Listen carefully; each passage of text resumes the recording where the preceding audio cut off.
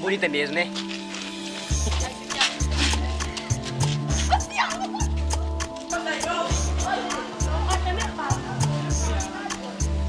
Tchau, velho. Aí, Marcelo. Vai. A quadra é 10 minutinhos. Beleza.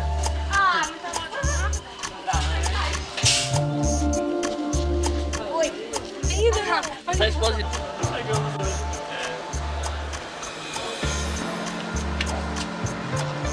Enrolar, Marcelo, você tá achando que você tá sendo gravado? Sacanagem, que isso? Você tá sendo gravado, sim. Não tá gravando, não? Tá. Ô, Matheus.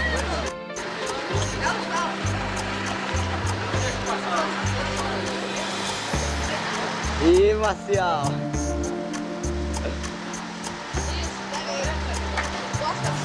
Era pra ir ao banheiro. Era com eu simplesmente dei o pacote que foi. Você agora.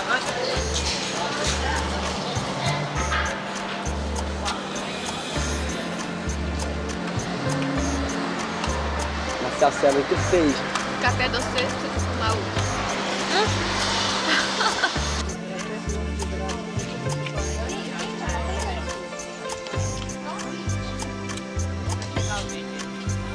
Eu vou. Aqui, ó, mais. Mais dois. Até foi lá sem pagar? Senhora, vai pra lá. Aonde? Cadê? As duas? Hã? As duas?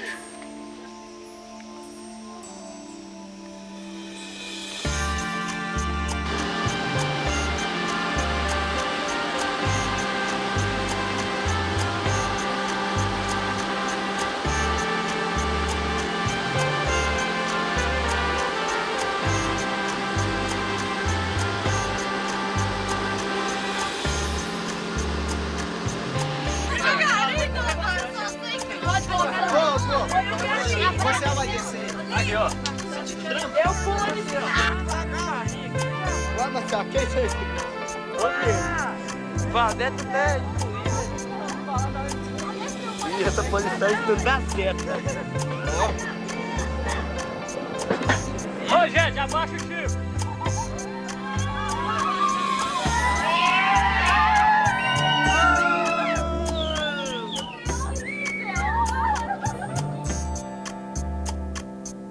Momento assim de ansiedade, aquele momento onde nós descemos túnel lá dentro e chegando lá fui sentindo uma sensação de falta de ar, desconforto e de repente aquela impressão que eu ia desmaiar.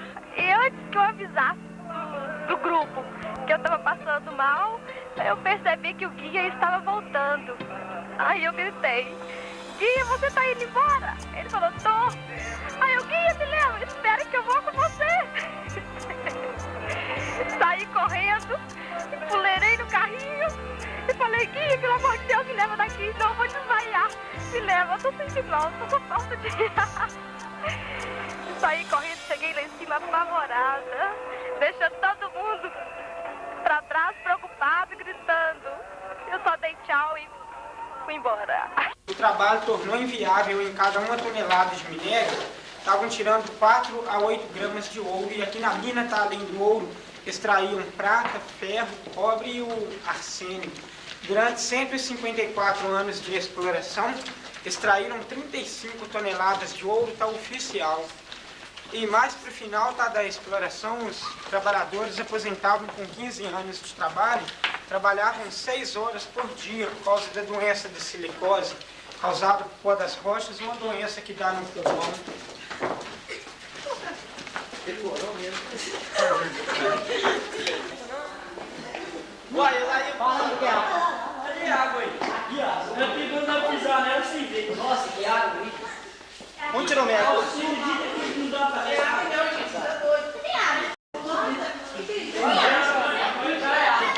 Pequenininho.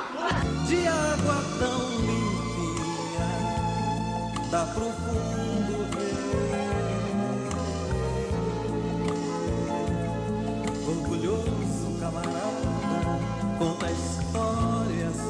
moçada.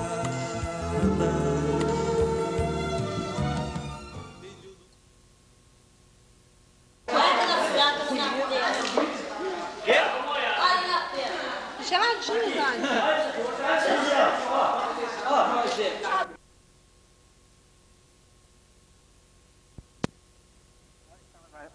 Na mina de ouro de Mariana. Essa mina, ela tem uma profundidade de 120 metros e uma altitude de quase 150 metros. É uma imensa galeria onde foram explorado ouro ao longo do período colonial. As galerias são imensas, cruzando em várias direções no subsolo de Mariana. O curioso ainda é que há galerias até de 11 quilômetros de extensão, chegando até ao subsolo de Ouro Preto. As galerias, portanto, que nós estamos observando, elas são cortadas com uma tecnologia de uma precisão. Nós podemos observar as colunas naturais. E ainda a respeito dessa mina, o objetivo maior é a exploração de ouro. Só que nos últimos anos essa exploração caiu muito numa variável por tonelada, sendo que apenas 8 gramas de ouro por tonelada de minério retirado. Juntamente com o ouro, os minerais que foram explorados em maior quantidade é o ferro, o quartzo e o arsênico. E também o granizo. Só que hoje o granizo não se vê mais viável a exploração nessa profundidade, devido que se encontra em superfície a céu aberto.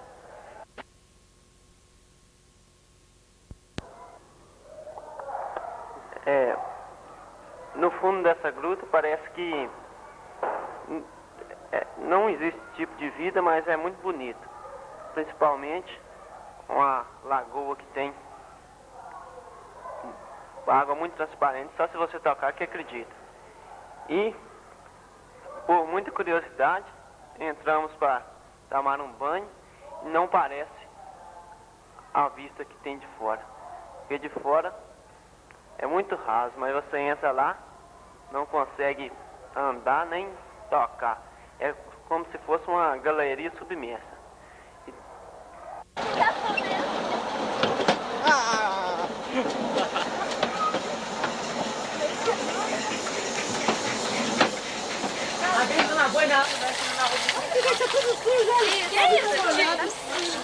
Isso é bateia. Lavando. A urina. Isso tem que areia, não, pra você tirar isso não tem uma pedra.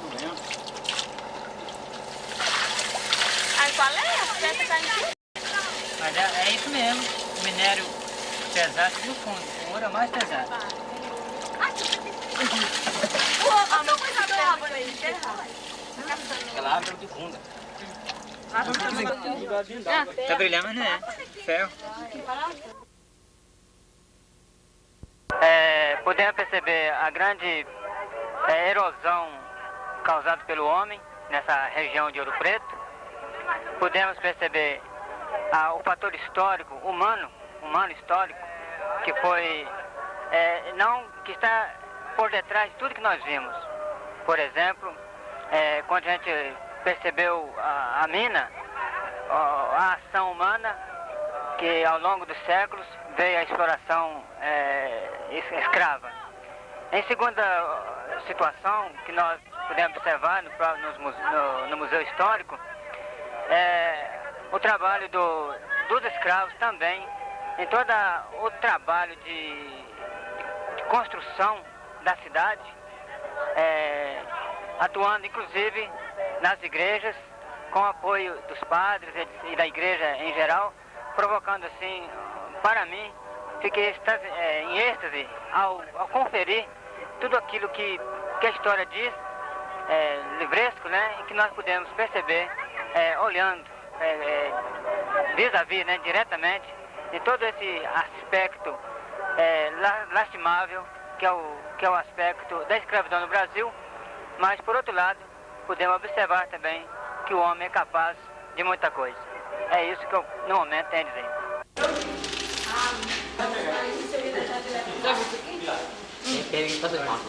Ah, que bonitinho aquele negócio.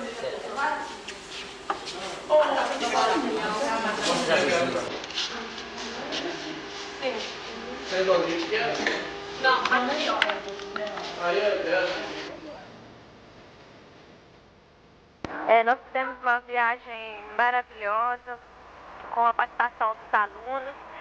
Foram visitados várias igrejas, onde os alunos puderam ver a presença da arte barroca.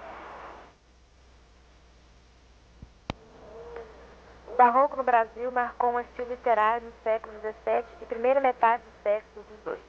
É um estilo de época bem marcante nos anos de 1608 e 1768. Se retrata nas artes plásticas com a pintura, a escultura e a arquitetura. Suas principais características se encontram na poesia e obras. Obras bem trabalhadas, com detalhes, perfeição nas imagens, pintura rebuscada, muito brilho, beleza e ostentação. Na religiosidade, igrejas com muitos santos, sempre se preocupando com os mínimos detalhes, como podemos ver nas características nas igrejas de Ouro Preto, nas obras de Aleijadinho e seus discípulos. Aleijadinho foi um grande escultor barroco.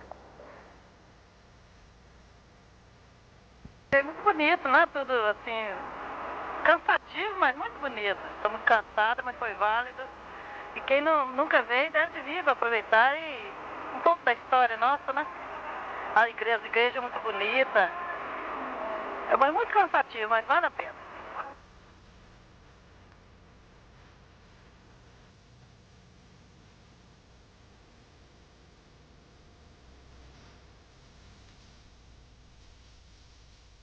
Aquelas igrejas me chamam muita atenção.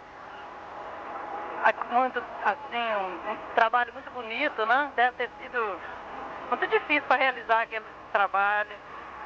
Tanto ouro, né? E imaginando assim, tanto ouro e no mesmo tempo o nosso Brasil, tanta pobreza, e tanto ouro ali acumulado nas nossas igrejas. Foi um acontecimento, assim, para mim, em primeira mão, que aproveitei bem a oportunidade de estar junto de vocês e toda essa turma maravilhosa que está com a gente, que sem dúvida mostrou pra gente um resgate histórico fabuloso. Podemos perceber a grande erosão causada pelo homem nessa região de Ouro Preto. Podemos perceber o fator histórico, humano histórico, que foi, que está por detrás de tudo que nós vimos.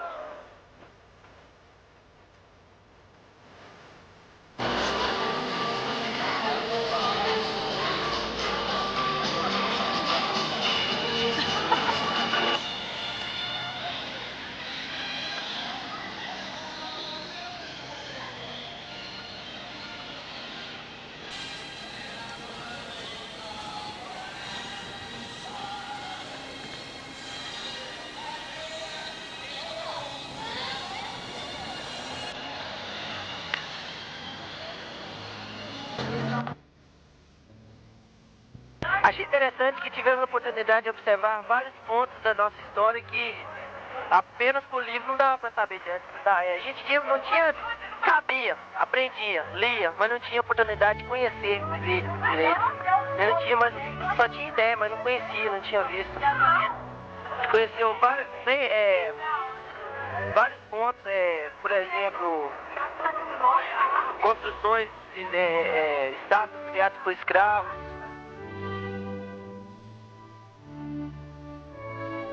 Todos os alunos, ou mesmo não sendo alunos, que soubessem da história que tem aqui, deveriam vir conhecer. Que é importante e traz muito mais conhecimento do que a gente tem. E é uma sensação ótima, é bela, que é muito interessante, museus, encantadores, e tem muita coisa que a gente lê em livros, vê fotografias, mas não acredita. Vendo assim, um museu, igreja, a gente entende, vê, e a gente sente a sensação de ter vivido essa época que é representada nessa história.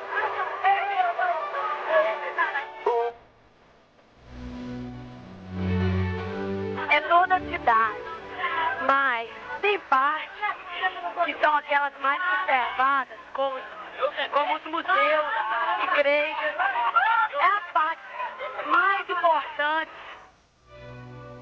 Sentir de perto, ao vivo e a cores, um pouco daquilo que nossos antepassados construíram na cultura brasileira. Com relação à cultura colonial, nós sabemos que no período de colonização no Brasil, período marcado por ciclos, uma economia de ciclos, nós tivemos os braços fortes da economia, principalmente os escravos, que foram relegados ao submundo da cultura, da religião, da educação, ou seja, sempre deixados em segundo e terceiro plano, no que se trata aos planos, aos interesses públicos e coletivos. E, infelizmente, percebemos que ainda hoje, de uma maneira um pouco diferente, ainda vivemos uma certa dependência. Hoje não o colonialismo, mas o neoimperialismo, onde vivemos uma dependência de superpotências. Ouro Preto é um verdadeiro museu a céu aberto, com predominância da arte barroca, sobretudo no estilo arquitetônico das igrejas e das casas.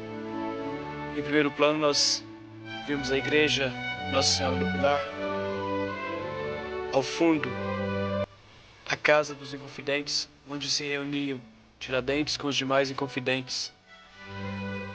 A igreja de Nossa Senhora do Pilar foi construída na primeira metade do século XVIII. Construção onde internamente se encontram em placas em investimento de ouro 434 quilos de ouro.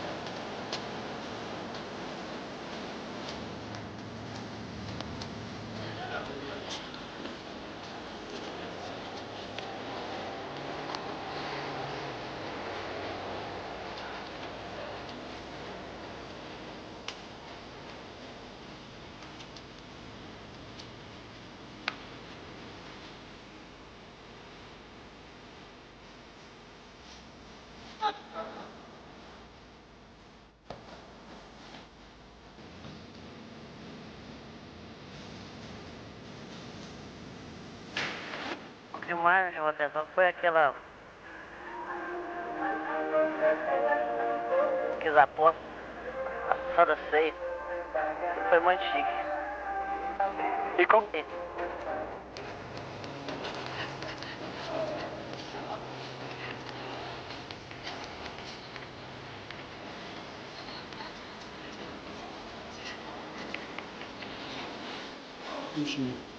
Ali é o Morro da Forca, né, onde castigava os escravos na época.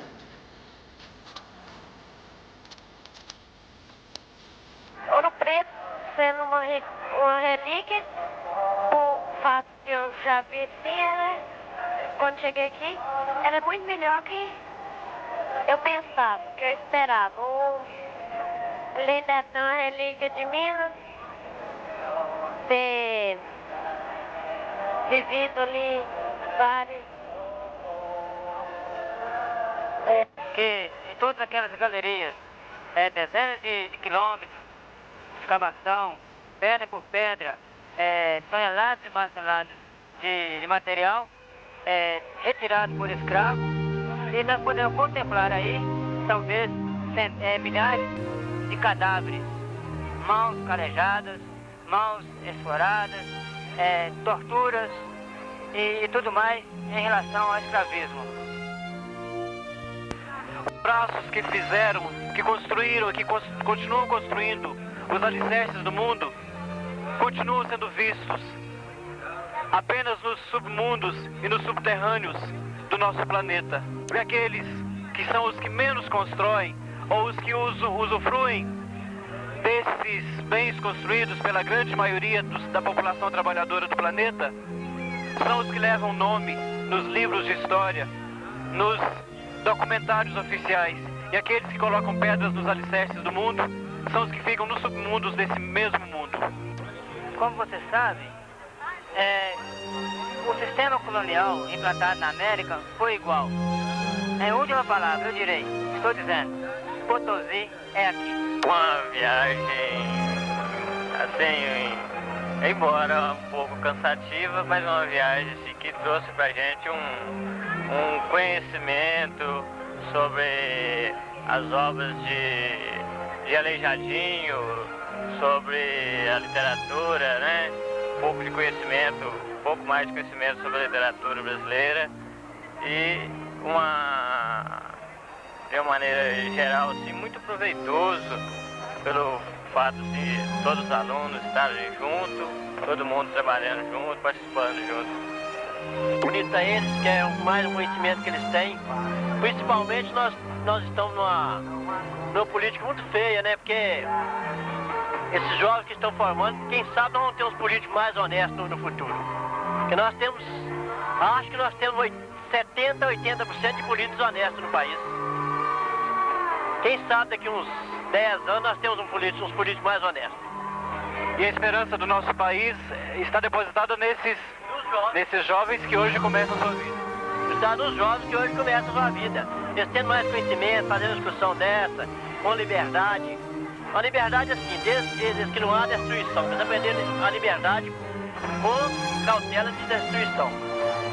E a esperança nossa, se Deus quiser, nós temos professores, diretores de escola, políticos, todos com mais honestidade, que infelizmente a política hoje virou um canteiro de financeiro.